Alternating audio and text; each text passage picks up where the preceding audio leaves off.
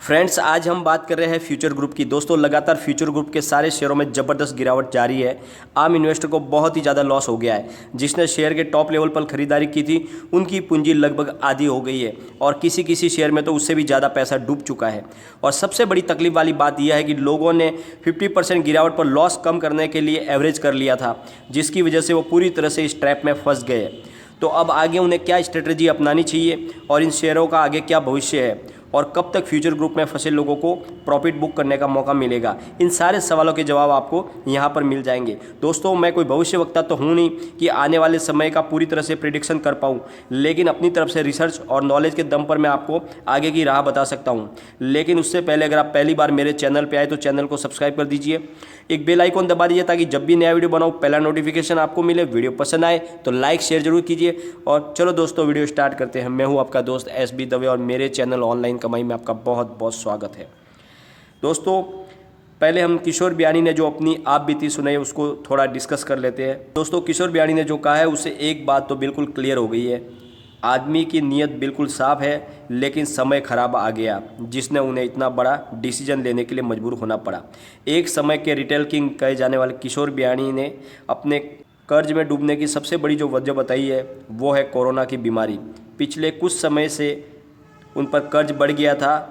किशोर बियानी ने अपने बिजनेस को बढ़ाने के लिए लगातार अधिग्रहण किए और एक के बाद एक बिजनेस को बढ़ाते हुए उन्हें बहुत सारा कर्ज लेना पड़ा, जिसकी वजह से उनके ऊपर कर्ज बढ़ गया था। और उसी समय कोविड-19 की शुरुआत हो गई और कम से कम 3-4 महीने का लॉकडाउन लगा, जिसकी वजह से सारे के सारे स्टोर उनके बंद थे, जिसकी वजह से उन्हें 7,000 करोड़, यस दोस्तों, 7,000 करोड़ का नुकसान उठाना पड़ा सारे स्टोर बंद होने की वजह से।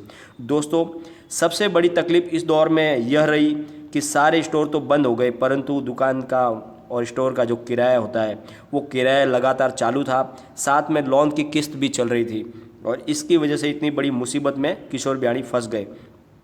ऐसे में किशोर बियानी ने कहा हमारे पास बचने का एक ही तरीका था कि बरसों से खून पसीने से खड़े किए गए रिटेल के कारोबार को बेच दिया जाए ताकि उससे मिली रकम से हम अपना पुराना कर्जा चुका सके और फिर से एक बार नई शुरुआत कर सके। इसलिए हमने 24,713 करोड़ में हमारा रिटेल, होलसेल और लॉजिस्टिक का कारोबार रिलायंस रिटेल को बेच दिया। और इस एग्रीमेंट के तहत हमने वादा भी किया कि हम आने वाले 15 साल तक फिर से हम रिटेल बिजनेस में प्रवेश नहीं करेंगे। तो इस बात से ये साफ बात हो जाती है साबित कि किशोर बियानी की नीयत बिल्कुल साफ थी।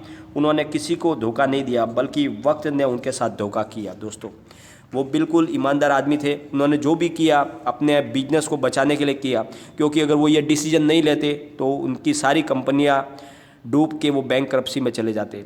किशोर बियानी एक और मुसीबत से अभी निकले ही नहीं थे कि दूसरी मुसीबत फिर से फंस चुके। वो रिलायंस रिटेल और अमेजन है ई कॉमर्स के वर्चस्व की लड़ाई में बीच में फंस गए। दोस्तों, मामला यह है कि अमेजॉन ने 2019 में 1500 करोड़ में फ्यूचर कूपन की, एक अनलिस्टेड कंपनी फ्यूचर कूपन जो है फ्यूचर ग्रुप की, उसमें अपनी 49% की हिस्सेदारी खरीदी थी और उसके बदले में अमेजॉन को फ्यूचर रिटेल में 5% की हिस्सेदारी दी गई थी। अब अमेजॉन ने इस डील का विरोध करते हुए फ्यूचर ग्रुप को लीगल नोटिस भेजा है और उन्हें सिंगापुर के इंटरनेशनल आर्बिट्रेशन सेंटर में खींच लिया है। उन्होंने अपना केस लड़ने के लिए लॉ फर्म AZB पार्टनर्स को हायर किया है और फ्यूचर ग्रुप ने हरीश साल्वे को नियुक्त किया है। अमेजॉन का कहना है कि हमारा बिजनेस कंप्यूटर रिलायंस रिटेल है, इसलिए हमारी बिना परमिशन के आपने ये डील क्यों की? ये डील आपको नहीं करनी चाहिए थी, क्योंकि हम भी फ्यूचर रिटेल के साथ में पार्टनर है और हमारी उसमें हिस्सेदारी है, इसलिए बिना हमारी परमिशन के आपको ये डील नहीं करनी थी, इसको रद्द करना पड़ेगा।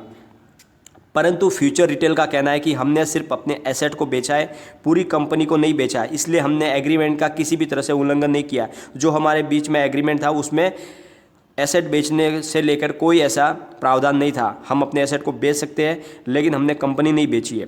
अब भले ही अमेजॉन इस डील को रद्द न करा पाए, परंतु दोस्तों डिले तो करा दिया है, क्योंकि ये जब वहाँ आर्बिट्रेशन में जब केस चलेगा तो ये लंबा चलेगा। ऐसे में शेयरों में लगातार गिरावट जारी रहेगी। दोस्तों, उससे रिटेल इन्वेस्टर को बहुत नुकसान हो रहा है और आगे भी नुकसान हो सकता है। तो दोस्तों, एक बात आपको मैं क्लियर कर दूँ कि अब हमें पैनिक नहीं होना है। दोस्तों, अगर हम पैनिक होकर लॉस बुक करने जाएंगे तो इससे शेयरों की और गिरावट हो जाएगी। तो इस प्राइस पर हमको शेयर को अब नहीं बेचना है, हमें हमारे पास एक ही स्ट्रेटेजी अपनानी है। जिस तरह से एक ताकतवर ग्रुप ने शेयरों को लगातार गिराया, अपनी ग्रुप की ताकत बता के शेयरों को नीचे लेके चले गए, अब हमें अपनी ताकत बतानी है, हमें अपनी यूनिटी बतानी है। हमें एक ही डिसीजन लेना है, किसी भी तरह से किसी भी भाव में अपने शेयरों को नहीं बेचना है। जब दोस्तों सारे सेलर गायब हो जाएंगे तो किसी भी हालत में शेयर के भाव नहीं गिरेंगे, ऑटोमेटिक शेयर में अपर सर्किट लग जाएगा। और हमें वही ताकत दिखानी है, सारे के सारे जो भी रिटेल इन्वेस्टर है उनको एक मत होके अपने सेल को बिल्कुल रोक देना है। किसी भी तरह के पैनिक माहौल में नहीं आना है। हमें अब एक शेयर नहीं बेचना है, चाहे कितनी भी तकलीफ आए, हमें शेयरों को नहीं बेचना है। जब दोस्तों हम पूरी यूनिटी के साथ में शेयरों को बेचना रोक देंगे तो किसी भी तरह से उसमें गिरावट नहीं हो सकती है और ऑटोमेटिक उसमें अपर सर्किट लग जाएगा।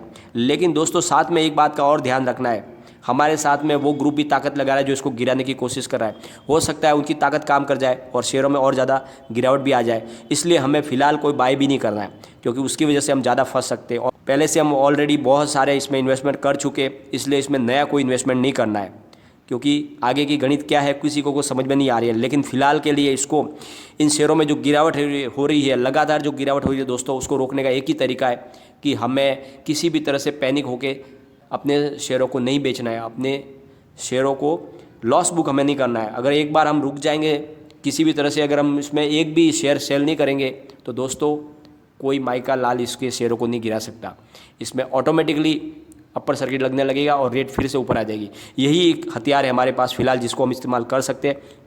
बाकी फ़िलहाल दूसरा कोई रास्ता दिख नहीं रहा है दोस्तों, क्योंकि ये डील भी अभी डिले होने वाली है। तो ऐसे में शेयरों की गिरावट लगातार होती जाएगी और हमें नुकसान बड़ा हो जाएगा। तो इससे अच्छा यही है कि फ़िलहाल हम अपने इन्वेस्टमेंट को एक बार भूल जाए और किसी भी तरह से हम कोई डिसीजन न लें, ना नई पोजीशन बनाए, ना अपने पुराने शेयर है उनको सेल करें। तो दोस्तों यहाँ पर रुकावट, जो भी शेयर की जो गिरावट है उसको हम रोक सकते हैं। लेकिन दोस्तों एक बात का ध्यान रखिए, आने वाले वक्त में हमें प्रॉफिट ज़रूर मिलेगा, शेयरों के भाव ज़रूर बढ़ेंगे, पर फिलहाल में हमें ये लॉस है इसको रोकना है और शेयरों की गिरावट को रोकना है। तो इसके लिए यही बेटर इसका ऑप्शन है कि हम एक बार कोई भी शेयर न बेचें। तो इस तरह से यहाँ पे रुकावट हो सकती है, जो गिरावट है उसको हम रोक सकते हैं। आने वाले वक्त में दोस्तों क्या डिसीजन होता है कंपनी का, उसका हम अभी कुछ भी गणित कोई नहीं लगा सकता है दोस्तों। लेकिन फिर भी हमारे हाथ में जो है वो यही है कि फ़िलहाल हम इन शेयरों में किसी प्रकार की कोई भी सेल ना करें। हमारी सेल रुक जाएगी, ऑटोमेटिक इसकी जो गिरावट है वो भी रुक जाएगी दोस्तों। लेकिन कोई भी इन्वेस्टमेंट करने से पहले दोस्तों अपने फाइनेंशियल एडवाइज़र से एक बार एडवाइस ले लें या अपना खुद का रिसर्च करें स्टॉक के बारे में, क्योंकि मैंने ये वीडियो आपके एजुकेशनल पर्पज़ के लिए ही बनाया। वीडियो पसंद आए तो लाइक शेयर ज़रूर कीजिए और चैनल को सब्सक्राइब कर दीजिए। थैंक यू दोस्तों।